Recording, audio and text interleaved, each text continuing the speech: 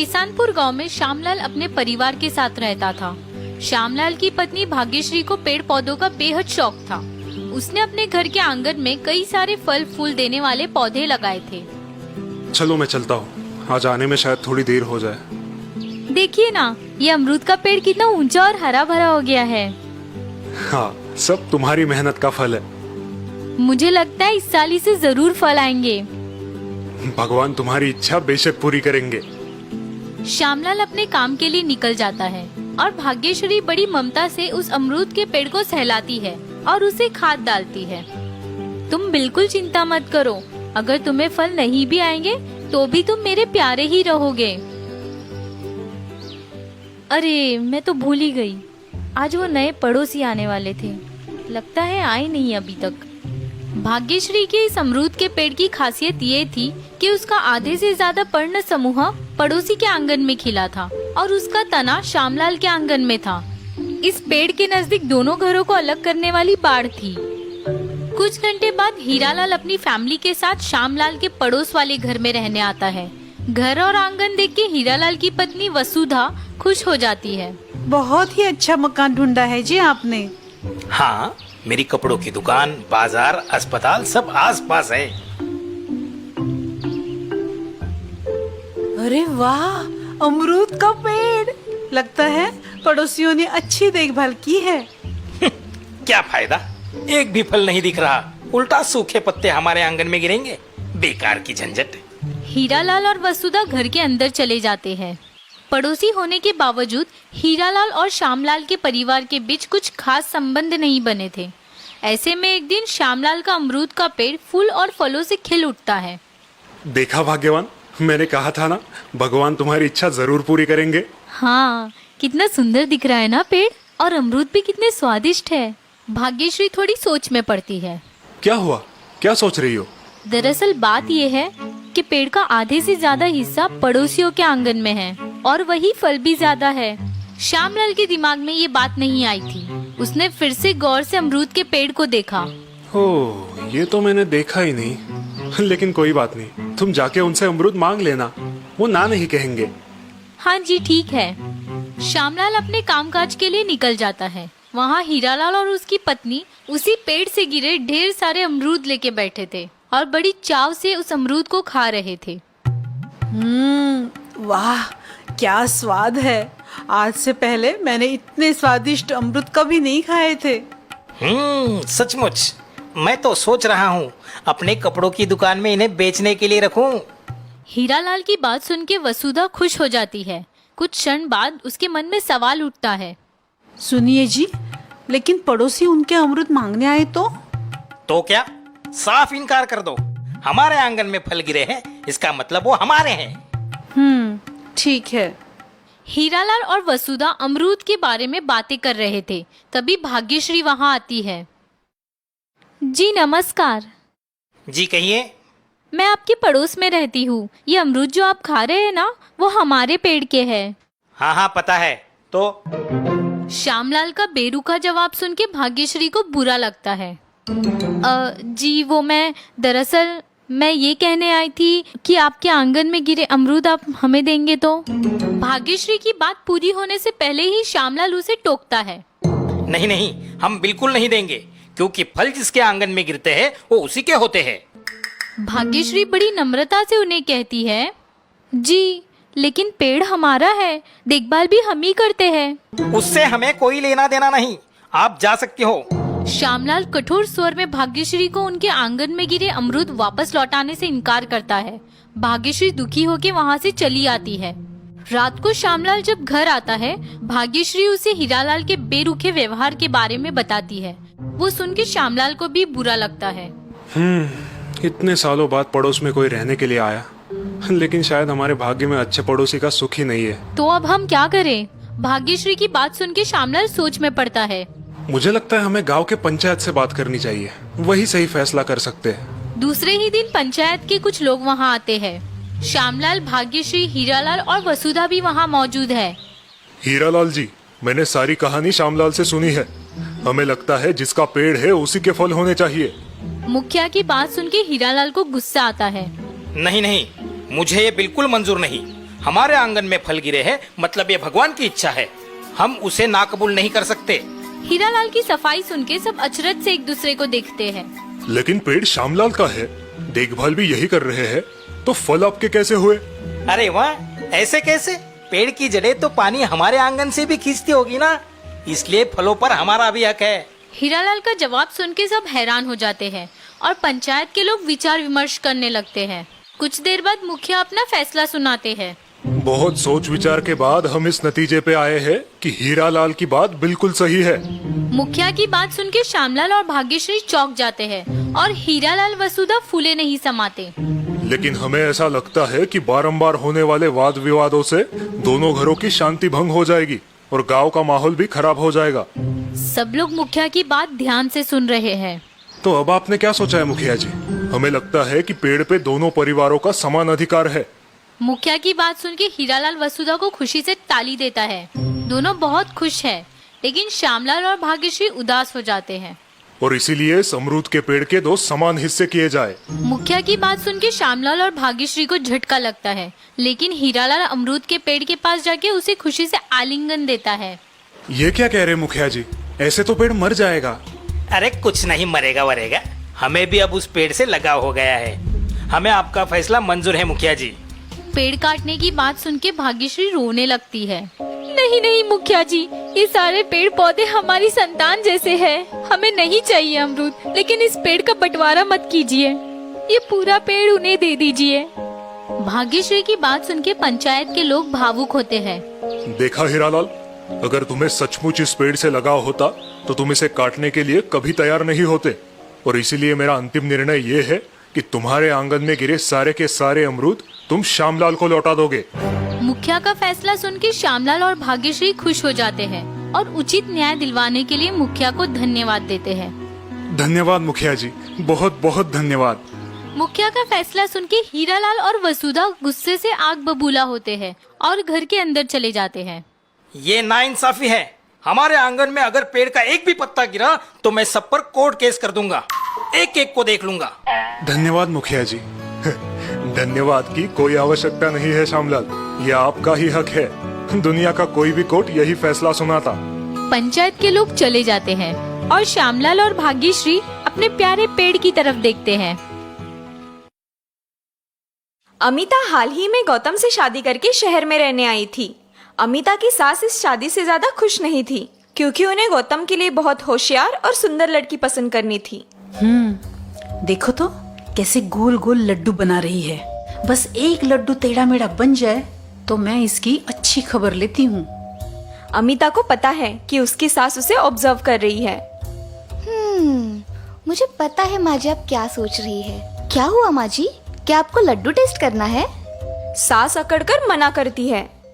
ना बाबा ना, मेरे लिए शक्कर जहर समान है। शुगर की बीमारी है मुझे, तुम्हें पता है ना। दरअसल लड्डू की खुशबू से सास का मन ललचाया था, लेकिन उसे अमिता की तारीफ करना बिल्कुल पसंद नहीं था। मुझे जलाने के लिए ये बहू ने जानबूझ के बेसन के लड्डू बनाए हैं। आने दो गौतम को, फिर इसे अच्छा सबक सिखाती हूँ। तभी गौतम ऑफिस से लौटता है। सासू माँ उसे देखते ही झूठ मूठ कर रोने का नाटक करती है। देखा गौतम, तुम्हारी बीवी मुझे मारने पे तुली है। हे भगवान, ये कैसी बहू मेरे नसीब में आई है। अब मैं क्या करूं? गौतम कंफ्यूज हो जाता है और अमिता शॉक्ड। ये क्या कह रही है माँ जी आप? मैं आपको क्यों मारूंगी? ये देखो गौतम, घर में पकवान बन रहे हैं, जबकि इसे पता है मुझे शुगर की बीमारी है। जहर बना रही है मेरे लिए, जहर। सास फिर से झूठ मूठ कर रोने लगती है। अमिता, तुम्हें पता है ना माँ को डायबिटीज है, फिर तुम ये लड्डू क्यों बना रही हो? अमिता गौतम की सारी बातें शांति से सुन लेती है और एक कटोरी में उसे लड्डू टेस्ट करने देती है। जरा आप ये लड्डू चखिए प्लीज। अमिता की बात सुन के गौतम अचरज में पड़ता है और उसने दिया लड्डू टेस्ट करता है। बाप रे बाप, कितना कड़वा है ये। गौतम की रिएक्शन देख अमिता हंस पड़ती है। यही तो मैं कहना चाहती थी, ये लड्डू मैंने खास माँ जी के लिए बनाए हैं। अमिता की बात सुन के गौतम और सास कंफ्यूज हो जाते हैं। सास फिर से रोने का नाटक करती है। हे भगवान, देखा गौतम, मैंने कहा था ना, ये बहू मुझे मारना चाहती है। माँ जी मेरी बात तो सुनिए, इस लड्डू में मैंने सिर्फ मेथी पाउडर मिलाई है, शक्कर का एक दाना भी नहीं डाला है। मेथी पाउडर तो कड़वी होती है ना, माँ कैसे खाएगी? क्योंकि मेथी शुगर के मरीजों के लिए काफी फायदेमंद होती है। कल ही मैंने टीवी पर इसकी रेसिपी देखी थी, सोचा माँ जी के लिए थोड़े लड्डू बना दूं। अमिता की बात सुन के गौतम को अपने व्यवहार पर गुस्सा आता है और सास का मुंह उतर जाता है। ओह, आई एम सॉरी अमिता, तुम माँ का इतना ख्याल रखती हो और मैंने तुम्हें गलत शलत बोल दिया, मुझे माफ कर देना। अमिता मुस्कुराते हुए कहती है, जी कोई बात नहीं, लेकिन ये लड्डू माँ जी को कैसे खिलवाने हैं ये आप देख लीजिए। अमिता की बात सुन के सास का मुंह कड़वा हो जाता है। हाँ हाँ बिल्कुल, रोज सुबह ऑफिस निकलने से पहले मैं खुद माँ को लड्डू खिलाऊंगा। आज तो इसने मुझे मात दे दी, लेकिन मैं चुप नहीं बैठूंगी। तो इस प्रकार सास अमिता को नीचे दिखाने का एक भी मौका हाथ से नहीं जाने देती थी। दिन गुजर रहे थे। अमिता की लाख कोशिशों के बाद भी वो अपने सास के मन में जगह नहीं बना पाई थी। माँ जी, क्या मैं आपके पैर दबा दूं? कोई जरूरत नहीं है, अपना काम करो। अमिता सास की बात का बिल्कुल बुरा नहीं मानती और मुस्कुराते हुए रसोई में चली जाती है। अमिता के घर में एक स्टोर रूम है। इस रूम का दरवाजा हमेशा बंद रहता है, वहाँ किसी को भी आने जाने की अनुमति नहीं है। अमिता की सास अब अमिता को घर से खदेड़ने का आइडिया सोचने लगती है। तभी उसके दिमाग में एक कल्पना आती है। वो अपना मोबाइल उठाती है और एक कॉल लगाती है। इससे पहले कि ये बहू रानी जी गौतम के दिल में जगह बना ले, मुझे कुछ तो करना होगा। हाँ हेलो चुटकी। अरे हाँ हाँ हाँ सब ठीक है यहाँ। तुम जल्दी यहाँ आ जाना, बहुत जरूरी काम है। कुछ दिन बाद सास की छोटी बहन उनके यहाँ रहने के लिए आती है। अमिता बड़े प्यार और आदर से उनका स्वागत करती है। प्रणाम मासी जी। खुश रहो बहू। बहू, आज गाजर का हलवा और पूरी बनाना, चुटकी को बेहद पसंद है। जी माँ जी। अमिता रसोई में चली जाती है। वाह दीदी, तुम्हारी बहू तो बड़ी नेक दिल और संस्कारी है। कहाँ की नेक दिल, मुझे तो उसे इस घर से और मेरे गौतम की जिंदगी से बाहर खदेड़ना है, इसीलिए तो तुम्हें यहाँ बुलवाया है। क्या? सास अपनी छोटी बहन के कान में कुछ खुसर फुसर करती है। अमिता डाइनिंग टेबल पर बैठ के पालक की सब्जी साफ कर रही है और तभी मासी वहाँ आती है। बहू, आज क्या बना रही हो? जी आपका पसंदीदा पालक पनीर। पालक पनीर का नाम सुनते ही मासी खुश हो जाती है। बहू, क्या मैं तुम्हें एक सलाह दूं? हाँ मासी, बिल्कुल। तुम जल्द से जल्द इस घर से निकल जाओ, इसी में तुम्हारी भलाई है। मासी की अजीब बात सुन के अमिता चकित हो जाती है। आप ऐसा क्यों कह रही है मासी? मासी इधर उधर देखती है और धीरे आवाज में अमिता से कहती है, क्योंकि उस बंद कमरे में तुम्हारी सास की सास का आत्मा है। अमिता को मासी की बात सुन के झटका लगता है। आत्मा? कल रात उनका आत्मा तुम्हारी सास के सपने में आया था और अमिता कुतूहल से मासी को देखती है। और क्या मासी? और उन्होंने तुम्हारी सास को कहा कि अब उन्हें तुम्हारा इस घर में रहना पसंद नहीं। अगर तुमने तुरंत इस घर को और गौतम को नहीं छोड़ा तो वो तुम्हें मौत की घाट उतार देगी। मासी की बात सुन के अमिता सहम जाती है। उसे डरा हुआ देख मासी मन ही मन खुश होती है। लगता है मेरा काम बन गया। सास और मासी हॉल में बैठ के धीरे आवाज में गप्पे हाँक रही है। दोनों बड़ी खुश है। वाह छोटी वाह, क्या कमाल की एक्टिंग की है तूने। मेरी सास की आत्मा की कहानी सुन के बहू का चेहरा खरगोश जैसा हुआ था। हाँ, मुझे नहीं लगता वो यहाँ एक दिन भी रहेगी। तभी गौतम ऑफिस से लौटता है। उसके हाथ में बनारस और केदारनाथ जाने वाली ट्रेन की टिकट्स है। अमिता, अमिता, कहाँ हो भाई? क्या हुआ गौतम, इतने खुश क्यों हो? तभी अमिता वहाँ मूंग का हलवा लेके आती है। अरे आप आ गए, टिकट्स मिली? सास और मासी एक दूसरे को देखते हैं। टिकट? बहू, तुम कहीं जा रही हो? नहीं माँ, हम दोनों नहीं, आप और मासी चारधाम यात्रा जा रही हो, वो भी 3 महीनों के लिए। गौतम की बात सुन के सास और मासी को जोर का झटका लगता है। बहू, क्या तुम मेरी बताई बात भूल गई? नहीं मासी। तो ये हम दोनों को चारधाम यात्रा भेजने की कल्पना किसकी है? आपकी लाडली बहू अमिता की। सास और मासी एक दूसरे को अचरज से देखते हैं। लेकिन बहू, मैंने तुमसे कहा था ना, इस घर में वो तुम्हारी जान, आत्मा, खतरा। गौतम की मौजूदगी के कारण मासी साफ साफ बोलने से हिचकिचाती है। क्या खतरा? किसको खतरा? क्या बोल रही है आप?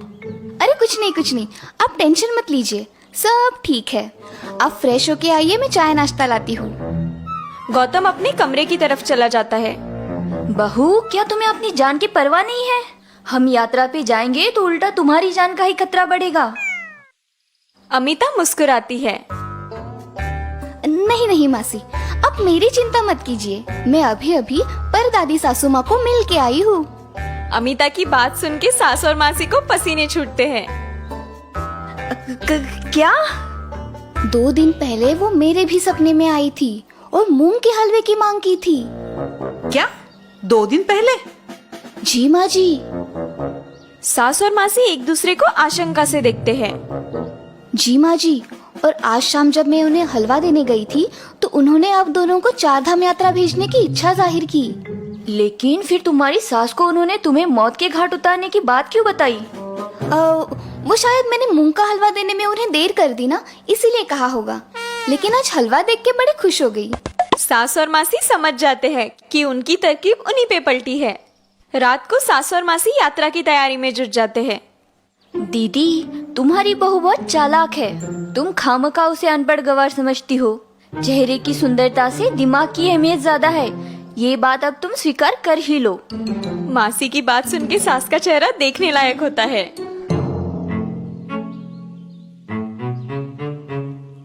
अच्छा हुआ मैंने उस दिन इन दोनों की प्लानिंग सुन ली थी, वरना मैं सचमुच डर के ये घर और गौतम जी को छोड़ के चली जाती।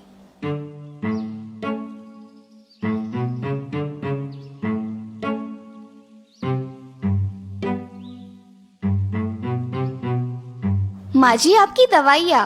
अब 3 महीने यहाँ की बिल्कुल चिंता मत कीजिए, मैं सब संभाल लूंगी।